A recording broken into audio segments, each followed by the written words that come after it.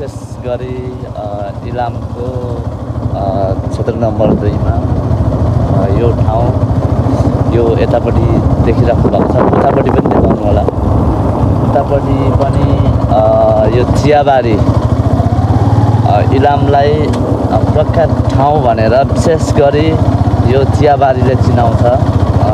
मौसम पनि एकदम राम्रो छ। ट्राफिक नियम पालना गरेन भनेर कतिजनाले भन्नुहुन्छ होला। हेलमेट बोलेको साउन्ड सुनिँदैन भनेर हेलमेट यहाँ राखिरहेको छु। अनि यो चियाबारी हेर्दा तपाईँहरूलाई कस्तो लाग्छ? मलाई चाहिँ इलाम छोड्नु मन लाग्दैन।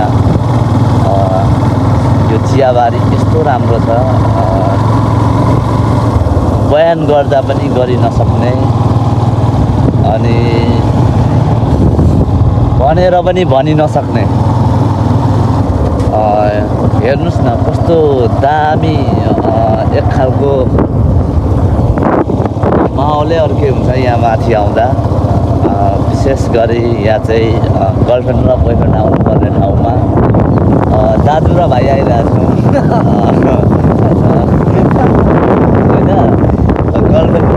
गर्लफ्रेन्ड र बोयफ्रेन्ड आउने ठाउँमा दाजुभाइ आइरहेको छ। त्यसमा पनि एकदम खुसी लाग्छ। खुसी नै छौँ। म चाहिँ अब सिङ्गल हो भन्दा तपाईँहरूले पत्याउनु हुँदैन होला। मेरो चाहिँ बिहा भइसकेको छ। दाइ चाहिँ एकदम सिङ्गल हो। फेरि दाइ सिङ्गल हो। घर पुग्दाखेरि दिदीले ठटाउला। घर पुग्दा फेरि दाइलाई पनि मार्छ। फेरि अब मार्नु दिदीले जिस्केको बुझ्नुहुन्छ।